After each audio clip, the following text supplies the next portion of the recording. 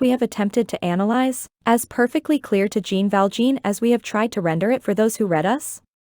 Did Jean Valjean distinctly perceive, after their formation, and had he seen distinctly during the process of their formation, all the elements of which his moral misery was composed? Had this rough and unlettered man gathered a perfectly clear perception of the succession of ideas through which he had, by degrees, mounted and descended to the lugubrious aspects which had, for so many years, formed the inner horizon of his spirit? Was he conscious of all that passed within him, and of all that was working there? That is something which we do not presume to state, it is something which we do not even believe. There was too much ignorance in Jean Valjean, even after his misfortune, to prevent much vagueness from still lingering there. At times he did not rightly know himself what he felt.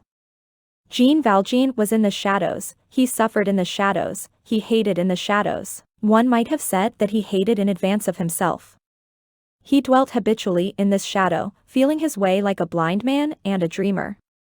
Only, at intervals, there suddenly came to him, from without and from within, an access of wrath, a surcharge of suffering, a livid and rapid flash which illuminated his whole soul, and caused to appear abruptly all around him, in front, behind, amid the gleams of a frightful light, the hideous precipices and the somber perspective of his destiny. The flash passed, the night closed in again, and where was he? He no longer knew.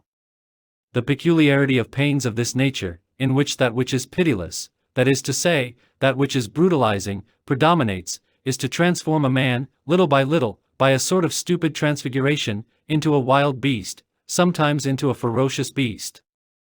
Jean Valjean's successive and obstinate attempts at escape would alone suffice to prove this strange working of the law upon the human soul. Jean Valjean would have renewed these attempts, utterly useless and foolish as they were, as often as the opportunity had presented itself, without reflecting for an instant on the result, nor on the experiences which he had already gone through. He escaped impetuously, like the wolf who finds his cage open. Instinct said to him, "Flee." Reason would have said, "Remain." But in the presence of so violent a temptation, reason vanished, nothing remained but instinct. The beast alone acted. When he was recaptured, the fresh severities inflicted on him only served to render him still more wild. One detail, which we must not omit, is that he possessed a physical strength which was not approached by a single one of the denizens of the galleys. At work, at paying out a cable or winding up a capstan, Jean Valjean was worth 4 men. He sometimes lifted and sustained enormous weights on his back, and when the occasion demanded it, he replaced that implement which is called a jack-screw, and was formerly called Orgueil, pride, whence, we may remark in passing, is derived the name of the Rue Montorgueil, near the Halles, fish market, in Paris. His comrades had nicknamed him Jean the Jack-Screw. Once, when they were repairing the balcony of the town hall at Toulon, one of those admirable caryatids of Puget, which support the balcony, became loosened, and was on the point of falling.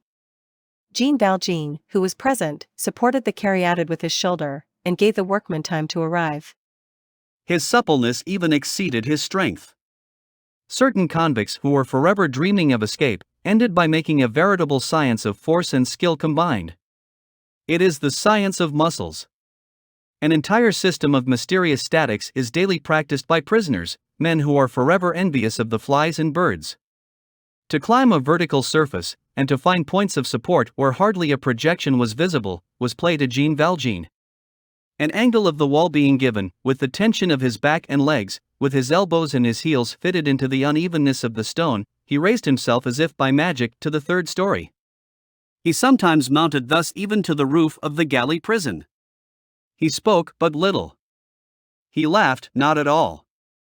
An excessive emotion was required to wring from him, once or twice a year, that lugubrious laugh of the convict, which is like the echo of the laugh of a demon. To all appearance, he seemed to be occupied in the constant contemplation of something terrible. He was absorbed, in fact.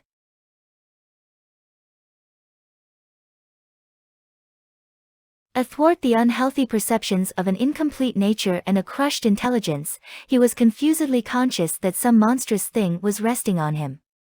In that obscure and wan shadow within which he crawled, each time that he turned his neck and essayed to raise his glance, he perceived with terror, mingled with rage, a sort of frightful accumulation of things, collecting and mounting above him, beyond the range of his vision, laws, prejudices, men, and deeds, whose outlines escaped him, whose mass terrified him, and which was nothing else than that prodigious pyramid which we call civilization. He distinguished, here and there in that swarming and formless mass, now near him, now afar off and on inaccessible tablelands, some group, some detail, vividly illuminated, here the galley sergeant and his cudgel, there the gendarme and his sword, yonder the mitred archbishop, away at the top, like a sort of sun, the emperor, crowned and dazzling. It seemed to him that these distant splendors, far from dissipating his night, rendered it more funereal and more black. All this, laws, prejudices, deeds, men, things, went and came above him, over his head, in accordance with the complicated and mysterious movement which God imparts to civilization, walking over him and crushing him with I know not what peacefulness in its cruelty and inexorability in its indifference. Souls which have fallen to the bottom of all possible misfortune, unhappy men lost in the lowest of those limbos at which no one any longer looks, the reproved of the law, feel the whole weight of this human society, so formidable for him who is without, so frightful for him who is beneath, resting upon their heads. In this situation Jean Valjean meditated, and what could be the nature of his meditation? If the grain of millet beneath the millstone had thoughts, it would, doubtless, think that same thing which Jean Valjean thought. All these things, realities full of specters, phantasmagories full of realities, had eventually created for him a sort of interior state which is almost indescribable. At times, amid his convict toil, he paused. He fell to thinking. His reason, at one and the same time riper and more troubled than of yore, rose in revolt. Everything which had happened to him seemed to him absurd, everything that surrounded him seemed to him impossible. He said to himself, "It is a dream." He gazed at the galley sergeant standing a few paces from him. The galley sergeant seemed a phantom to him. All of a sudden the phantom dealt him a blow with his cudgel. Visible nature hardly existed for him. It would almost be true to say that there existed for Jean Valjean neither sun, nor fine summer days, nor radiant sky, nor fresh April dawns. I know not what vent-hole daylight habitually illumined his soul. To sum up, in conclusion, that which can be summed up and translated into positive results in all that we have just pointed out, we will confine ourselves to the statement that, in the course of 19 years, Jean Valjean, the inoffensive tree-pruner of Faverolles, the formidable convict of Toulon, had become capable, thanks to the manner in which the galleys had moulded him, of two sorts of evil action. Firstly, of evil action which was rapid, unpremeditated, dashing, entirely instinctive, in the nature of reprisals for the evil which he had undergone. Secondly, of evil action which was serious, grave, consciously argued out and premeditated, with the false ideas which such a misfortune can furnish. His deliberate deeds passed through three successive phases, which natures of a certain stamp can alone traverse: reasoning, will, perseverance. He had for moving causes his habitual wrath, bitterness of soul, a profound sense of indignity suffered, the reaction even against the good, the innocent, and the just, if there are any such.